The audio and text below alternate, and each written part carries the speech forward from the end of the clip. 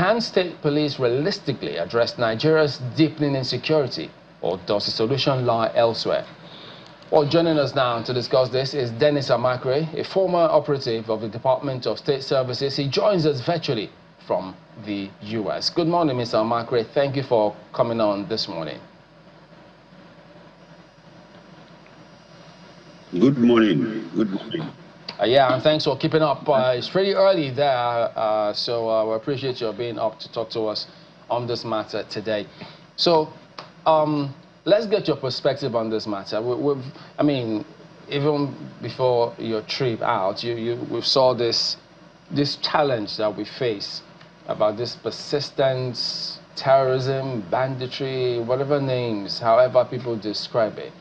And so with this proposal coming forth, he outlined different strategy in terms of how he likes to see this, even though we don't know if that will be adopted hook, line, and sinker, as it were. But what are your thoughts with his proposal at the moment? Thank you very much for having me. First of all, I have to congratulate the IGP, Tunji Disu, for taking the bold step to even put this forward, you know, because we've been advocating for state police for more than 10 years, more than 20 years, I should say. But it has always been countered by the police itself, you know, the police, especially the IGs. So you find out that for him to now come forward and say that, let's go ahead, and then of course, bringing up those 8-man committee to look at the framework, I think it's a bold step, and I congratulate him for it. But going down into what we have on table right now is that it is going to help, because we know that when law enforcement is taken to the grassroots, then it could be more effective. Right now, the colonial model that we've been following has not given us a very good result. But like you earlier mentioned in your opening remark, you know, the basic issue now is public distrust and whether they are going to do what they are supposed to do. So that's why this framework thing is becoming very, very important. Where they have to write the laws to set it up, and during that framing of the law is where they have to really put it down in black and white. The limits of the police, the jurisdiction between the federal police and the state police, and the laws that they are supposed to enforce, and then training, and the serious training, and then reorientation. And then we're talking about, there are a lot of things involved. The pay, you know, you have to pay them properly. Because if you don't pay them, I was mentioning whether it's happening in Lagos. Of course, if you don't pay them well, it can happen anywhere. So you have to pay them well. Okay. And I think there are a lot of things involved. Well, he did outline in that proposal federal and state policing tier, the federal handling terrorism, interstate crime, while the state community policing and the likes. But we do know when 9/11 happened, you saw Homeland Security came up as a result of that, their response to it. We've been grappling with this terrorism for a while. Can anybody actually place a finger on how we responded, if not this stopgap measure almost all the time? And when he talks about federal tier handling terrorism, as it were, you just kind of wonder, okay, are they going to suddenly start? Because lots of people, not many, can tell you this is the terrorism bit, or this is how the police, as it currently is approaching this matter, because all many people know is that this is of the military are the ones handling all of these things. So are we missing something at that point? We're not. Actually, the military has no place in internal security, you know, because They were invited in, but right now it looks like, in fact, they are a permanent structure in the internal security framework we have. So I think what we have to do is to start easing out the military. Let them face what they have to face, which is the protection of the territorial integrity of Nigeria. And then, of course, remember that terrorism, kidnapping, murder, all those things are under the purview of state police. The only difference is that they have to be trained for it. They have to be trained for it. I'll give you an example. When there was a Nigerian airline that was hijacked from Lagos to Niamey in Niger Republic some years back, it was the police, the strike force of the Niger government that went to, rescue that plane right there on the tarmac in Niamey. So it is the training.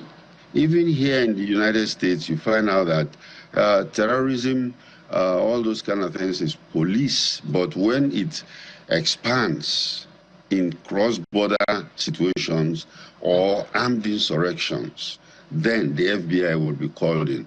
And that's where we have, I think, the hands-off protocol will be embedded in that framework, whereby when the state police is handling something and they find out that the jurisdiction has expanded, then they have to call in the federal to take over. So the jurisdiction is very, very important between the two. Mr. Makri, I'm looking at the Police Service Commission guidelines on appointment, promotion, and discipline in the Nigeria Police, the 2018 edition, and I'm looking at the recruitment qualification for constables, and that seems, correct me if I'm wrong, to be the lowest level of recruitment. And what I'm seeing here is that the entry qualification is as basic as to possess O-level certificate or its equivalent with at least 5 credits, including English language and maths, in not more than 2 sittings. There are those who would wonder whether that is not that the recruitment bar being set so low isn't an issue on its own. The example we started with, Chamberlain and I, of what happened, a satellite town is not just it's just an example of several such experiences that Nigerians have had all across the nation, which inform the NSAS movement and all those things. Is there a problem here that we need to address? Because perhaps the problem of the police, be it federal or state when it comes on board, will start from the recruitment point. You're very correct. That's a starting point, actually. Now, for the state police, the Inspector General have proposed that 60% of the present police corps will be transferred to start the state police. Well, they have to do that because right now we don't have people on ground. It happened when the NSO was formed in Nigeria. When the NSO was formed, they transferred people from the E department of the police to start the NSO, Nigerian Security Organization. And then, of course, gradually, after some years, they now, brought in a bulk of graduates, to take over from the people that started it, and that's where we came in, when I joined myself. So they can do that process, but also remember, there is officer cadre and there are other ranks cadre. The other ranks, like the school side they were talking about, and then of course the officer cadre, I think they could use what the NSO used, which was the university pipeline. The university pipeline is where they target graduating seniors from the universities, and then of course try to recruit them. Now, recruitment will be good, and things could change if they are well paid, they are well catered for, and this will involve a lot of funds. And of course, we'll talk about funds maybe later. But you find out that we have to recruit these people directly, and you find out that the wider the minds of these officers are, the better, and the training that is given to them. Because right now you find out that some of them don't even understand law. Yeah, So Mr. how Bakre, can you enforce? if I could just jump in, when you say 60% Yes. of the current force moved to the states, to set up, and you give that example. So, first, you have people who say, whoa, whoa, whoa, whoa, whoa. Is it the current one that I just raised concerns about? If they are the ones that will start up, you know what it is about foundation. If they have the wrong foundation, it might be difficult to uproot. Don't you see a scenario where states will say, thanks, but no thanks. Give us time, we will recruit our people afresh and give them the proper orientation. That's on the one hand. In addition to that, while you're responding, also comment on the fact that, assuming they were to go ahead with that 60%, is it going to be temporary or what, or how long? Like I said, it's going to be phased out. Those people that are starting the state police will be phased out. Because they get remember, back to the federal structure? No. They are going to retire. They are going to retire because, you see, when we are starting something like state police now, our original proposal is that it should be brand new. In fact, start it with fresh graduates, reorient them, train them properly in their training schools, and then they could now start off what we are trying to achieve. If you bring the 60% that IGP Disu is proposing, you'll find out that, yes, they are going to, muddy the already muddy environment. So, like I said, training is very, very important. Reorientation is important. And then, of course, they are not going to play around with these guys, because if you don't stick to it, there will be a national minimum standard board, which is being proposed, of course, which will look at the police. And that is going to be in charge of discipline, salaries, promotions, and stuff like that. I'm still concerned. My apologies. I'm still concerned about the entry level, and I think that is it's a foundational concern.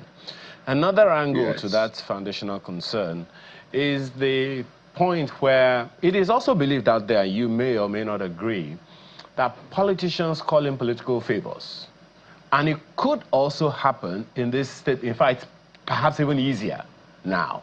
The bar is extremely low. School SATs, credit in maths and English. I don't know if it is possible for those who pass maths and English to do what happened in Satellite Town. But that's where we are. Now, the bar is so low, and it is so much easier to call in political favors, whether by politicians and all of that. So how do we pin that at this foundational level? Now, at this foundational level, you are very, very correct, because, see, that political intervention is what has, given the security agencies generally. I know what happened in the DSS, where senators were bringing their candidates into the service. And then, of course, when the new DG came in there, he retired a lot of them, about 100 and something. I don't know the exact figure, but a lot of people were retired, because some of them are not amenable to discipline anymore. They believe that, yes, okay, Senator so and so sent me, so, I can do whatever I like. But you can't, because, you see, two things are very, very important. It's a disciplined organization, and, of course, an intelligence agency. They use intelligence in dealing with their jobs. So how can somebody, of course, we're talking of the basic recruitment level now, is for officer corps should be bachelor's degree. You know, the school site you're talking about will be for maybe other ranks, but for the officer corps who are going to be intelligence analysts and investigators, you know, or even interrogators, you should know law to know, you know, to enforce the law. We because wait, if you're a law enforcement Mr. agent, Makri, we wait for how that is going to be implemented because, as you know, it's a historical problem. So dealing with it will take a lot of caution. How do you think we can contextualize or deal with the interstate element that will come in from time to time? When the police in this state and the police in that state, for instance, the police in the south having to interface with the police in the north-central region and all of those things. I mean, the states that border themselves. I mean, how do you see those conversations being dealt with? Yeah, I think that's why we are, they should inculcate that hands-off protocol. It's called the hands-off protocol, whereby if, of course, they are investigating a kidnap case, somebody was kidnapped in Port Harcourt, then, of course, the people that are calling or the people that kidnapped the person are in Enugu State, for instance, you know. And, of course, there should be a protocol where they will inform Enugu State that, see, we are dealing with a case here, but we discover that those criminals are in your state, you know. And then, of course, the federal police will come into play, you know. So these are things that, because this period of framing the framework, you know, is very, very critical. And this is where they have to put it in. The state assemblies, I think, should even start their work now. Okay. They should not still on that, Mr. Makri, we're very, short on time now. There is something that, well, for those who watch films, and I think a number of people have also considered it, that cross-border crimes, whether interstate or whatever crimes, will probably be much easier dealt with data, digitized equipment and facilities and all. Still at the recruitment level and now in operational phases, how do you see that playing out? Right now, we're still dealing with the issues of how many Nigerians have NIN and all of those other data that's important. Do you see that being significant in dealing with the individuals, the criminals that foment trouble and that seem to be elusive? And what's the role of the officer in charge in the use of technology here? Yeah, well, right now, for your information, organizations like the DSS are going very techy. They are going technology backing for their operations. The new IGP himself has said it, that he wants to believe in intelligence-led policing. And that's going to be involving technology too. So I think they are going to spend a lot of money on technology. Like the DSS right now, I think they are even building a database. The police should also do that so that we start having a database of criminals. And then, of course, forensics is very, very important, whereby, the mode of investigations are going to change, because it's not harassing somebody then starting to go and look for evidence to prosecute him.